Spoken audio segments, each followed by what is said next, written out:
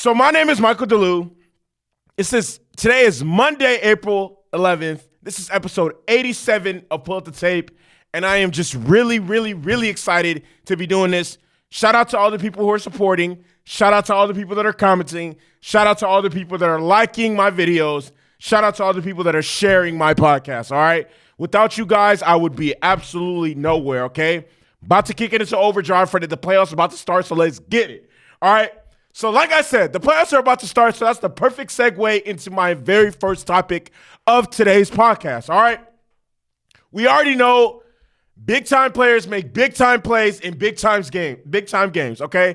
And these games take place in the playoffs, okay? So let's get it, all right? We already know what the deal is. Playoffs is high stakes, high money, high betting, high all that, all right? And some of the greatest moments we've gotten in NBA history occurred in the playoffs. The craziest runs of form we've seen were in the playoffs. Dirk in 2011, Bron in 2016, Bron in 2018, Jordan, all those, Kobe, come on now, Bird, Magic, Shaq, 2000. We already know what the playoffs is about. Steph, 2015, KD, 2017. You already know what's up. What a dead homies. All right, so look. I've compiled a list of the 4 players that I feel like, I want to equate this to WWE, like they have like the craziest storyline or like have the most to prove or whatever the case may be, however you want to spin it. But these are the 4 players, or it's 2 players and 2 duos that I'm 100% locked in. Like over the next 2 weeks or next whatever, as long as these teams are in the playoffs, I will be covering them on a day-to-day basis, okay? First, and the absolute youngest person on this list, my Slovenian brother, Luka Doncic, okay? Luka Doncic, it is time. You are 22 years old. This is your 3rd time in the dance. You have to win a playoff series, okay? And truthfully, he doesn't even have to, honestly. You know what I mean? He's the youngest one on the list. Out of all the other guys, I feel like the least pressure is on him. I mean, he's also the youngest because he still has the majority of his career ahead of him. But he has to start. The amazing stats that you see in the playoffs has to start translating to getting to the second round, okay?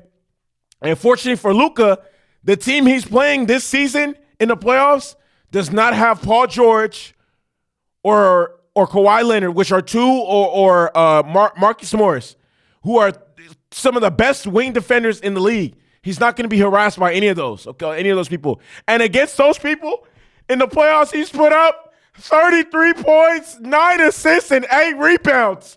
Monster stats. He's a nigga. Luka Doncic is a nigga. 33 points, 9 assists, and 8 rebounds. How many? Oh, my God. Okay, and he's coming off a regular season where he averaged 28 points, 8 assists, and 9 rebounds. Luka, come on. I want to see. Hey, I've been riding for Luka since 2018. Hey, check the stats, baby. Hey, me and my roommate in college, Emeka Aniagba, we got into an argument because I said, look, the Suns should draft Luka Doncic. He's like, bro, no, they should go with Aiden. Aiden's a safe pick. Fuck being safe in life. You got to take risks on the dead homies. That's a fact. The next person on my list, Stephen Curry. People are like, oh, Mike, Stephen Curry's a two-time MVP, 3-time champion. He's won a scoring title. I don't care about none of that, okay? Look.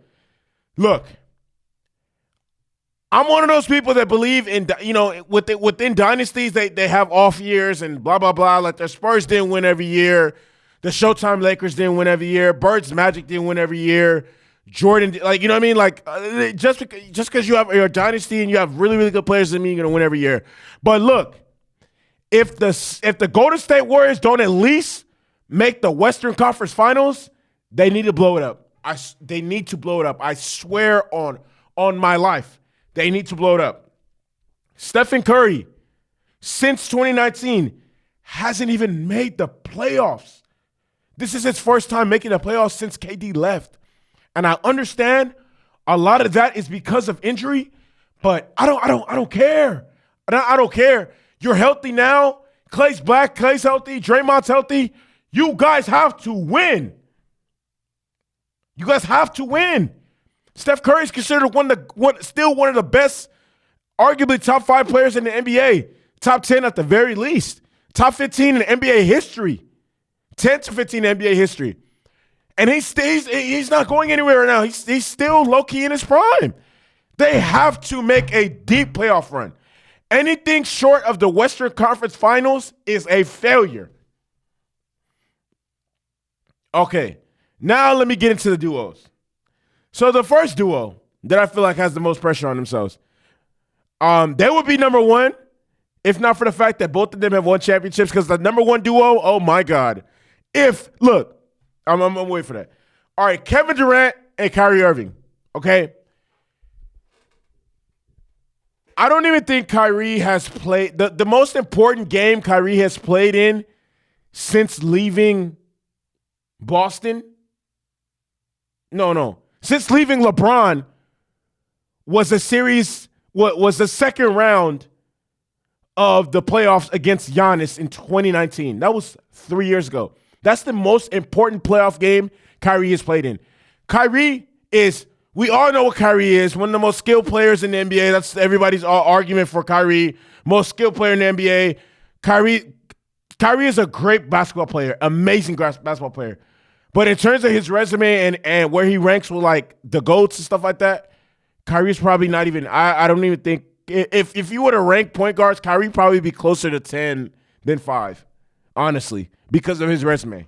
Okay? But with that being said, Kyrie's the one who wanted out of Cleveland. Kyrie Loki has not done anything since leaving Cleveland. Nothing at all. Nothing of substance, nothing of standard, nothing at all. He's put together amazing highlights, but like I said, I don't give a fuck what you do in the regular season. Playoffs is where niggas make their money. Kyrie has to show up. And I'm going to save this take for after this. And Kevin Durant, okay? Kevin Durant left. So Kyrie and Kevin Durant have the most to prove, in my opinion. Besides the next duo have the most to prove. Kevin Durant, okay? Kevin Durant left Golden State. He left Golden State. He left Stephen Curry. He left Klay Thompson. He left Draymond Green. He left the Warriors organization for this. This is what he left for. Next year is going to be the 4th year that he's been there, okay? First year, obviously the Achilles injury, whatnot. But KD, you got to make it to the Eastern Conference Finals.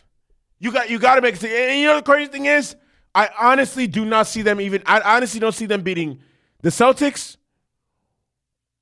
or the Heat. Okay?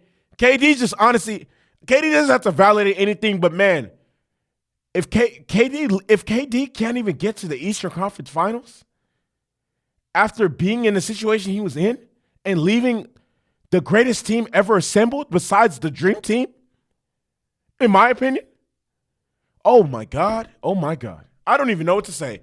I will know what to say, honestly. I will know what to say. But just, I don't want to because I like KD. I want to interview KD on the Michael DeLue podcast one day. Okay? I like KD. And the only people I want to interview are people that I truly like, fuck with. Like, I've seen them speak, you know what I mean? I like KD. I want KD to win. I want KD to prosper. KD, please shock me. Please. And last but not least, this duo. If they don't make it past, if they don't make real noise, blow that shit up, okay? And that has to go to Joel Embiid and James Harden. Okay, I'm gonna start off with Joel first because Joel has the better playoff resume out of the two. But Joel himself, since Kawhi Leonard hit that shot, the only team they've beaten was Washington in a playoff series. Last year, they got upset by the Hawks. The year before that, they got decimated by the Celtics in the bubble. And now, if they lose to the Raptors, which I can honestly see happening, and an inferior team, I won't know what to say. I swear to God, I do not know. I will not know what I swear. Oh my God. If they lose to the Raptors, Joel Embiid and James Harden, I'm gonna fry the fuck out of both of these niggas. Oh my God. I hope they don't lose. I hope. Oh my God. What I did to Kyle Kuzma won't even compare. Last year was Ben Simmons, but I swear, if the Sixers lose to the Raptors, Joel Embiid and Ben Simmons, oh, I said Ben Simmons. Look, let me run that back. I swear on everything I love. I swear on my brother, rest in peace. If the Sixers lose to the Raptors, Joel Embiid and James Harden, I will fry I know that shit's going. That's like 5. I'm going to fry the fuck out of both of them.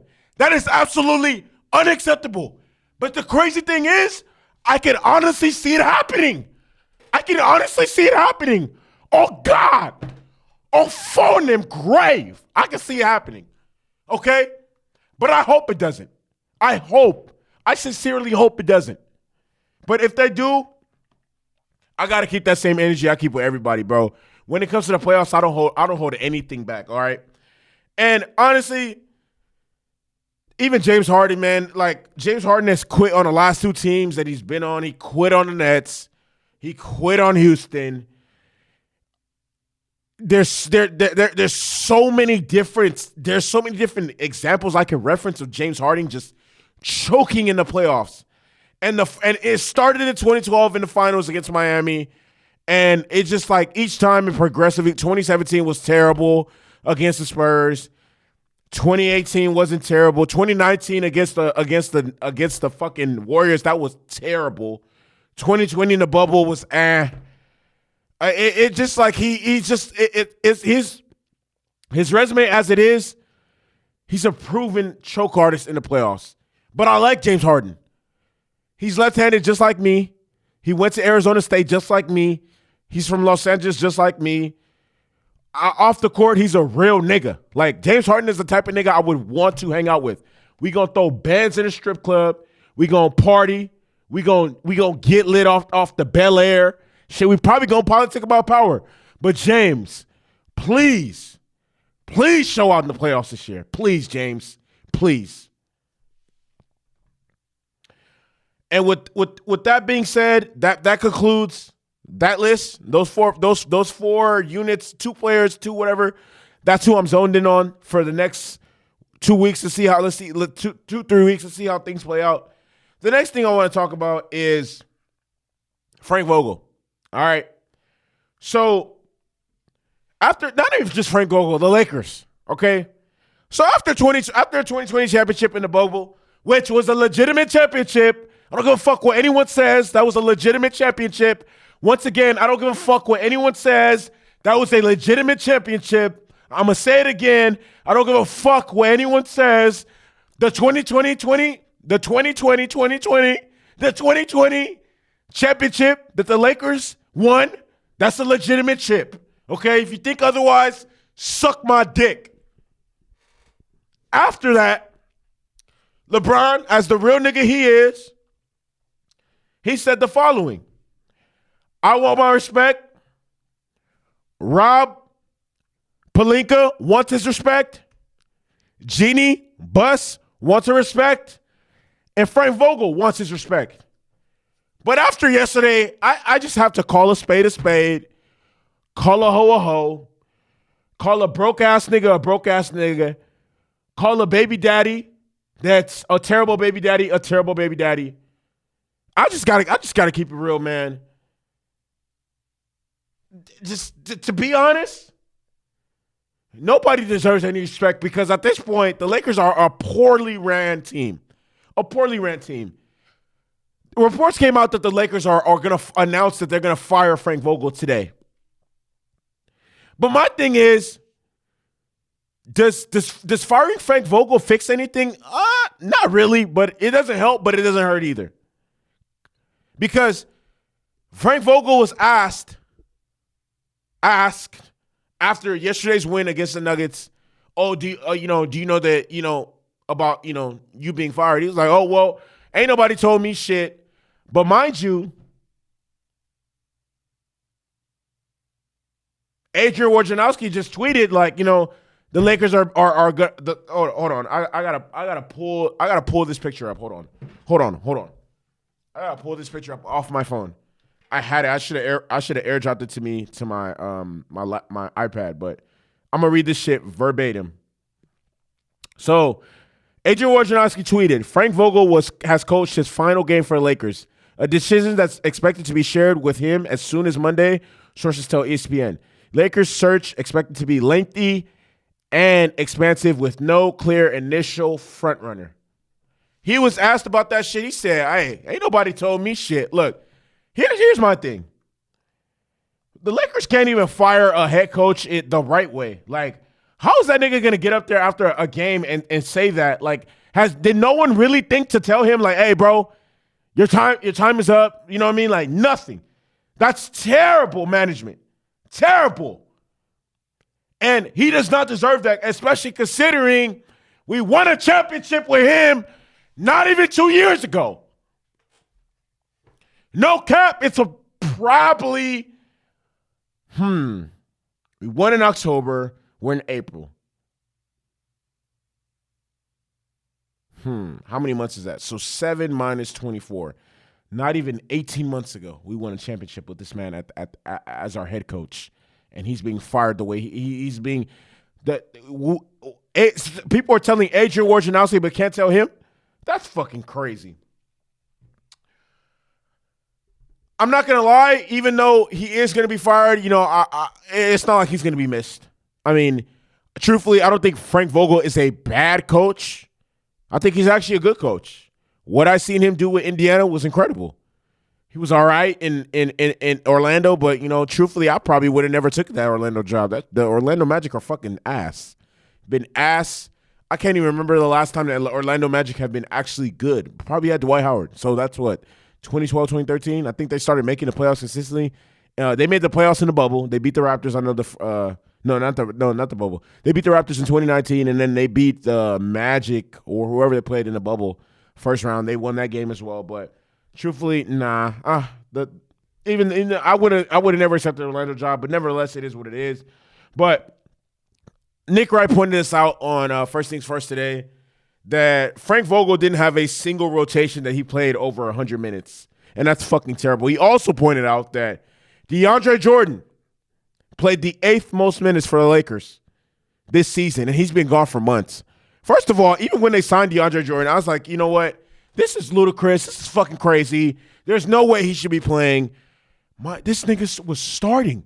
DeAndre Jordan, in my opinion, is one of the worst NBA players in history. DeAndre Jordan, if you go back to that's why I really hate the Clippers. You go back to those years that people considered the Clippers title favorites, which I never in my life considered the Clippers championship front runners or anything like that, because they had DeAndre Jordan and Blake Griffin, who consistently played terrible in the playoffs every single fucking year. Every single year, you can count on DeAndre Jordan and Blake Griffin to get dragged by the opposing team's front court. Paul Gasol and Zach Randolph would drag them every fucking game. Every single game. And that was years ago. He's old as fuck now. We were giving him starting major. What the fuck were they thinking?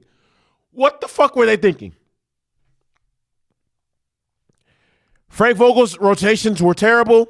His starting lineups were terrible. But it's not like the front office gave him, I feel like, Frank Vogel leaving or getting fired, it means nothing if Rob Pelinka's still there. Rob Pelinka's still going to fucking make horrible trades that's going to fucking decimate our fucking franchise for the next 5 years. It doesn't even matter it doesn't matter who you put there. It doesn't really matter. Injuries are no excuse. Memphis head coach. Memphis has one of the best. Memphis probably has the best record out of any team without their best player in NBA history. Oh no, I can't say that. The Bulls, had a great record without Michael Jordan. But this year, I've been so surprised at how good Memphis was without John Morant. But Frank Vogel, thank you very much for everything you've done for the Lakers in the past since you've been hired. You are better than our last head coach, Luke Walton. You were better than the head coach we had before that, Byron Scott. You were better than the head coach we had before that. But thank you very much for everything you've done. I apologize from the bottom of my heart for the way the Lakers treated you and the way they fired you. Terrible situation. Last thing I want to get into, and y'all are really about to see a different side of me right now because I'm really about to go in. Okay, so Dwayne Haskins unfortunately lost his life Saturday. He was struck by a truck on the highway while he was in Florida. And my thing is, and especially being someone who just lost, I'm not even gonna sugarcoat this shit. I lost my brother in December. Blood couldn't make us closer. He's not my blood brother, but I'm just as close to him, if not even closer than my actual blood brothers. Like I loved him with my whole heart. And long live my brother on the day of homies. Long live him forever. I can't wait till I get my body right. I'm finna get his name blasted on my chest or somewhere on my body. But as being someone who was just grieving and still currently grieving over the loss of my brother, what I witnessed this weekend from these two individuals over the loss of Dwayne Haskins was absolutely unfucking acceptable. If not for the fact that Spotify, I just read the little new guidelines how I can't threaten niggas. I swear to God, I'll be on this motherfucker talking about how I'm gonna violate niggas when I see them. Okay, Adam Schefter. Okay, and this truly hurts my soul because Adam Schefter is one of the dudes that inspired me to do what I'm doing. Growing up as a kid, I used to watch Adam Schefter on NFL Network all the time reporting news. Like, bro, this dude has a cool-ass job. I have lost absolutely all respect for that bitch-ass nigga after what I seen him do say this weekend. Adam Schefter, after a black man who's also somebody's son, somebody's brother, somebody's boyfriend / husband, whatever, somebody's friend lost his life, this stupid-ass nigga goes on Twitter and tweets, Dwayne Haskins, a standout at Ohio State before struggling to catch on with Washington and Pittsburgh in the NFL, died this morning when he got hit by a car in South Florida per his agent, Cedric Saunders. Haskins would have turned 25 years on May 3rd. Why the fuck does it matter that he struggled since he got to the NFL? These men are not just athletes. They are somebody's brother, somebody's friend, somebody's son. They are all these different things. Who the fuck gives a fuck about the fact that, like, that makes absolutely no sense. That doesn't make any sense whatsoever. Like, 0 sense. Why the fuck would you tweet that? Who cares that he struggled in the NFL? At the end of the day, a hell of niggas struggle in the NFL. The NFL is the top 1% of all football players in the world. So who cares that he struggled? Who gives a fuck?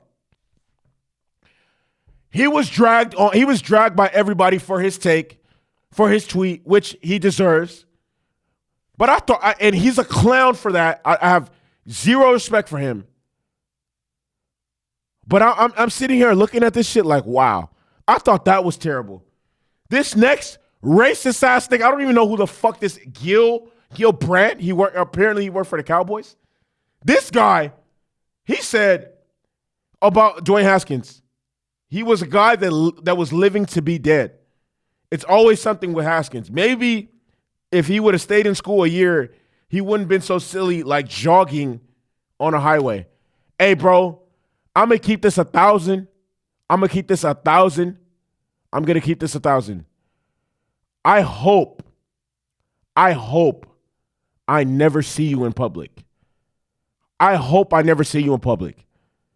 I hope to God I never see you in public. Like I said before I started this take, and the devil is working really hard right now because I'm literally watching my HDMI display for Phil Word like fuck up right in front of my eyes. But as I'm saying this, I want to be 100% clear. I hope I never see this bitch ass nigga in public. First of all, this might be the most insensitive, and then he issued a fucking fraudulent ass apology. Why the fuck would you ever say some shit like that? This man just lost his life. His family's grieving, and you say some shit. He should, if he would have stayed in college, he would have known not to run. What? He was living to be. Hey, on a dead homies. I hope I never. With that being said, that concludes today's podcast. My name is Michael DeLu. Rest in peace, Dwayne Haskins. Long live my brother. Long live Nip. May the marathon continue. Long live Pop Smoke. Hey, long live Kobe and long live Gigi. You already know what it is. I'm out this bitch.